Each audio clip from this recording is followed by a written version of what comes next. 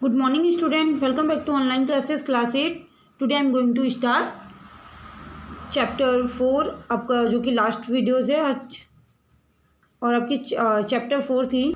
आज भी खड़े हैं तालाब कि जैसे कि कैसे आज भी तालाबों का कितना उपयोग हो रहा है, कितना महत्वपूर्ण है।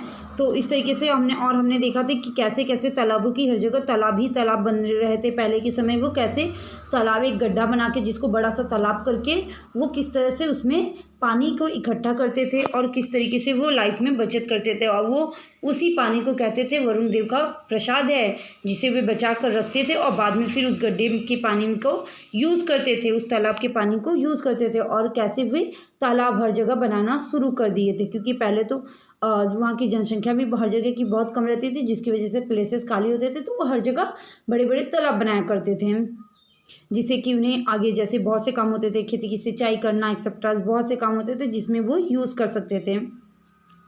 तो आगे हम देखते हैं कि कैसे वे और भी किस तरीके से क्या प्रबंध होते थे। उस गुणी समाज के हाथ से पानी का प्रबंध किस तरह छीना गया, इसकी एक झलक।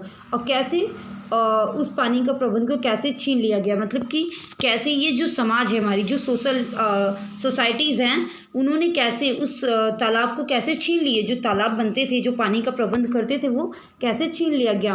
राजा बदला, अंग्रेज आए, बाद में धीरे धीरे राजा बदल गए, अंग्रेज भी आ गए। उसी दौर में दिल्ली में नल लगने लगे थे, और जब अंग्रेज आ गए तो वो दिल्ली में नल भी लगवाने लगे। नल लगते हुए जगह जगह बने तालाब, कुएं और बावड़ियों के बदले अंग्रेज द्वारा नियंत्रित वाटर वर्कर्स से पानी आने लगा। जो और उसके बाद धीरे धीरे जो तालाब, कुएं, बावड़ियाँ वगैरह बनी थी, उसकी जगह से वो वाटर वर्कर्स से वो पानी लाने लगे। पहले सभी बड़े शहरों में और फिर धीरे धीरे छोटे शहरों में भी यह स्वप्न साकार किया जाने लगा। पर केवल पाइप बिछाने और नल की टोटी लगा देने से पानी नहीं आता, यह बात उस समय नहीं, लेकिन आज़ादी के कुछ समय बाद धीरे धीरे समझ में आने लगी थी। सन 1970 के बाद तो यह डरावने सपने में बदलने लगी थी। तब तक कई शहरों के तालाब अपेक्षाकृत की गाद से पड़ चुके थे, उन पर नए नए मोहल्ले, बाजार, स्टेडियम खड़े हो चुके थे। और जब जिस तरीके से अब यहाँ पे अंग्रेज आए तो वो क्या किए, सारी चीज़ों को बंद कर दिए। और जो बड़े बड़े छोटे छोटे गांव थे पहले, वो सभी बड़े शहरों में बदलने लगे और हर जगह पाइपें होने लगी, नल की टोटी लग गई। उस तरीके से वो सारी चीज़ें बदल गए, धीरे धीरे में सब चेंज हो गई। और 1970 के बाद तो ऐसा हुआ कि जो तालाब वगैरह थे उनको ढक दिया गया, उस पर नए मोहल्ले बन गए, बाजार बन गए, स्टेडियम खड़े हो गए, इस तरीके से बड़े बड़े हुए। पर पानी अपना रास्ता नहीं भूलता।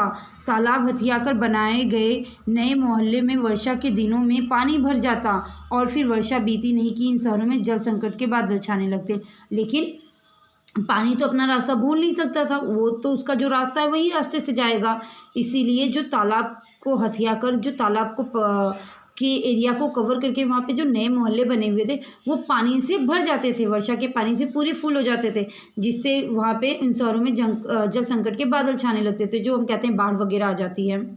शहरों को पानी चाहिए पर पानी दे सकने वाले तालाब नहीं, और शहरों को पानी तो चाहिए थी लेकिन जो पानी उन्हें दे सकें ऐसे तालाब नहीं थे।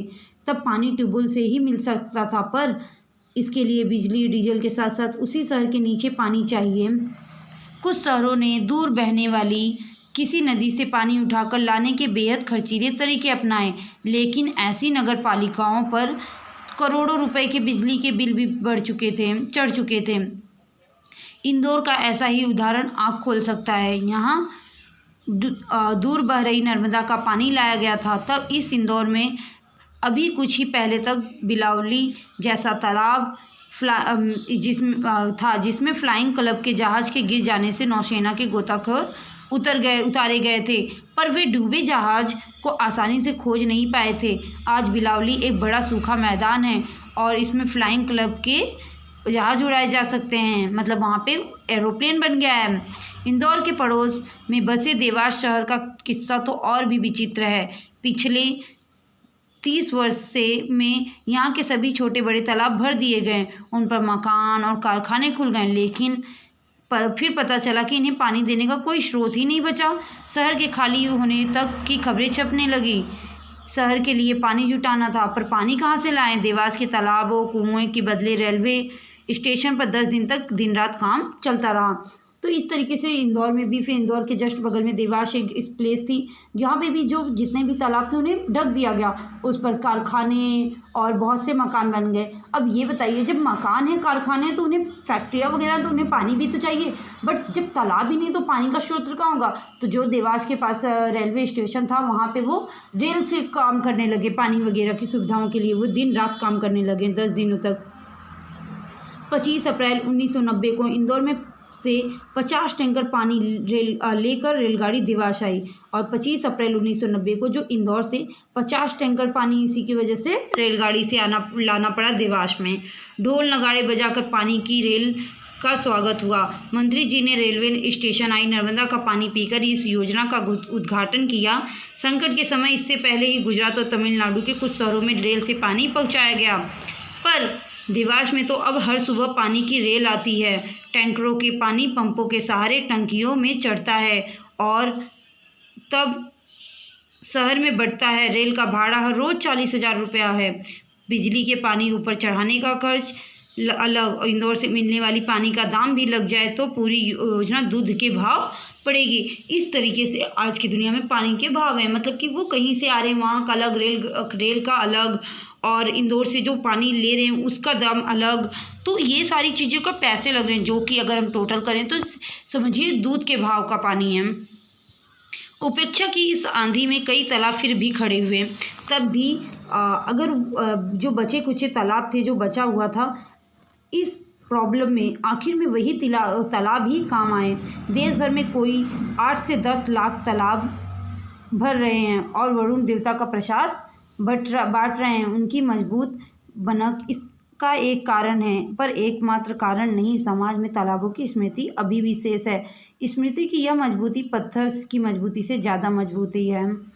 और इसमें बताया जा रहा है कि जैसे कि इन सब चीज़ों के बाद भी हमारे भारत में देश भर में पूरे कम से कम 8 से 10 लाख तालाब आज भी मौजूद हैं, और वही काम आ रहे हैं, वही वरुण देवता का प्रसाद ही बांट रहे हैं। मतलब जो बारिश का पानी इकट्ठा होता है वही बांट रहे हैं, और आज भी तालाबों की स्मृतियाँ बची हुई हैं। उनकी मतलब जो स्मृति, मतलब जो उनकी कह सकते हो कि जो सपने, जो उनकी बनावट वहाँ पे रखी हुई है, जो हम याद करें, उनकी यादें जो हैं अभी तक वहाँ पर हैं, कि आज भी हमारे देश भर में 8 से 10 लाख तालाबें हैं जिसका यूज़ किया जा रहा है। बहुत सी चीज़ों में, कहीं पे लाइट वगैरह बन रहे हैं, बहुत सारी चीज़ों का न जाने कितने शहर, कितने सारे गांव इन्हीं तालाबों के कारण टिके हुए हैं। बहुत सी नगर पालिकाओं आज भी इन्हीं तालाबों के कारण पल रही हैं, और सिंचाई विभाग इन्हीं के दम पर खेतों को पानी दे पा रहे हैं। अलवर ज़िले के बीजा की डाहा जैसे अनेक गांवों में भी आज भी सागरों के वही नायक बहे नए तालाब भी खोद रहे हैं, और पहली बरसात में उन पर रात रात भर पहरा दे रहे हैं। कुछ कानों में आज भी यह स्वर गूंजता है, अच्छे अच्छे काम करते जाना। और जैसे कि बहुत से जहाँ पे बहुत ज़्यादा पानी की दिक्कत होती है खेतों को पानी देने में, तो वो अलवर ज़िले के बीजा की डाह जैसे अनेक गांव में आज भी सागरों के वही नायक हैं। जैसे कि मतलब वो भी आज भी तालाब खोद रहे हैं, और वहाँ पे रात रात भर वे पहरा देते हैं, जिससे पहले बरसात का पानी उसमें इकट्ठा हो। और बहुत सी जगहों पे आज भी वही स्वर गूंजता है कि अच्छे अच्छे काम करते जाना जिससे तुम्हारा नाम हो। तो इसमें मतलब गांव से जो तालाब का गायब होना, उस चिंता के विषय के बारे में बताया गया है, और कैसे कह सकते हैं आप लोग, कैसे पानी की जो उपयोगिता है, कैसे उसका यूज़ करना चाहिए, और नए जल का प्रबंध की आवश्यकता हमें होती है। पानी के महत्व को हमें समझना चाहिए, उसका कम उपयोग करना चाहिए, और हमें पर्यावरण संरक्षण भी करना चाहिए। तो इन सब चीज़ों का इसमें जीवन का हमारे मूल उद्देश्य बताया गया है।